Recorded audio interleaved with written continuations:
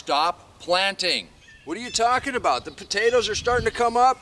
The onions and the garlic are doing great. It might be spring, but we got 2 systems coming across the country right now. And it's gonna be snow and rain and cold and stop planting. Weekend weather with Wayland. Blueberries are blooming. But all the old seeds that we put in, they're coming up like mad. And it's spring, but we got some winter weather coming. We're gonna have one more real hard freeze coming up this week. Since we have a bunch of stuff out here, I'm gonna have to cover up. So I really do mean stop planting. And even though it's gonna throw me off a couple days, I got something exciting that we did today. When it's predicted to be too cold to plant, you can still get together with like-minded folks that want to share some seeds. We were lucky enough to be invited to the Cherokee Seed Exchange this morning. Kara, thanks for inviting me to the Seed Exchange again this year. Absolutely, Waylon. This is our hostess with the mostest, Lisa Melchior. Her and the Mays County Historical Society have the Kauai Museum here in Pryor, and they are our physical location hosts today. They graciously gave us, for our crazy group of Cherokee plant lovers. Today, my name is Brandon Gibson. I'm a program coordinator with Tribal Alliance for Pollinators. Tribal Alliance for Pollinators is a habitat restoration organization based in Bixby, Oklahoma. We're fully native-led and native plant nursery, and so my job within the organization is primarily to find all of these plants that are native to Oklahoma out in remnant areas, such as the one that we have on our own property, collect seeds from our native plants, grow them out, and then I distribute them at events such as this. Brandon, thank you. And I enjoyed the pollinators that I've received from you over the last couple of years. And I really appreciate you letting me talk with you. Yeah, thanks for saying that. Some of our friends from the last seed exchange.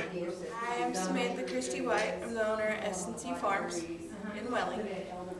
I got some ghost peppers from you last year and they grew really well in the garden. That's good. We'll have ghost peppers again this year. We're going to try with our scorpions. We'll have our reapers again. I've got my citrus going. So we've got lemons and limes. Hoping we'll have avocados this year. It's S&C Farms. Museum is located in the Okatee Depot. That's in Pryor. It was moved here in 1982 and made into a museum.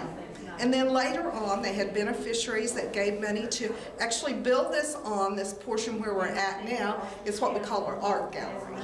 And so we have a lot of Native American artists that we have hanging here. We have Edward Stone, we have Tracy and Bill Rabbit, we have some great art here. And they're all local Cherokees from Mays County, right? Yes, that's correct. And by the way, for all the plant lovers, all those old railroad berms are great places for wild onions and other wild plants too. I thank you for inviting me and we'll talk again later. Oh wow, you're welcome. Watto. Our friends and neighbors are absolutely fantastic. This is where I get a lot of good ideas, a lot of inspiration, and the motivation to come out here every day and show you exactly what's possible in a deep mulch garden. Talking about a deep mulch garden, Bruce down in Florida, he doesn't have to worry about these storms that are coming across, but he does need some more mulch. Let's check out what's going on in his garden.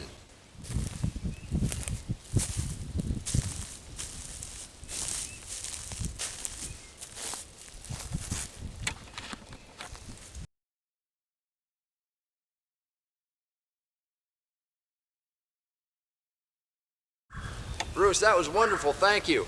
Check out our strawberries. The strawberries and blueberries are blooming. The blackberries haven't started blooming yet. We've got a friend in North Carolina who's itching a plant, but has a great berry patch. He's getting his crew together and they wanted to say hi. Larry, we can't wait to see how your garden grows. But check this out. Does anybody know what that is? That's right, that's a praying mantis case. So our praying mantis that we released over the last couple of years, they've established themselves in the garden. From time to time, you may feel it's easier to use a bunch of chemicals, but by not using chemicals and allowing nature to take hold, you develop a much better garden. I'm telling you, the hardest work you're ever going to have to do in a deep mulch garden is harvest. Even though I'm going to take a couple days off of actually planting in the garden, we're going to continue to plant seeds. As you can see on the radishes, the first leaves are yellowing. That's normal. The lettuce is leafing out really well. Carrots are showing their leaves. Our tomatoes doing just fine. And we're going to be harvesting pretty soon. Our onion seed heads are starting to pop out. Spring is coming.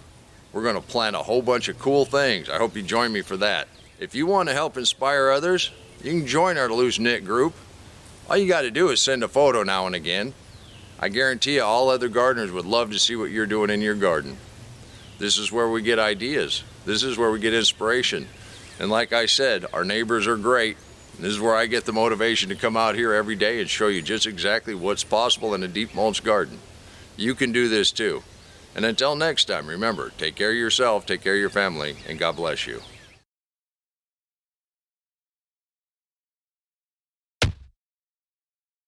Come on, let's plant. Let's go plant garden.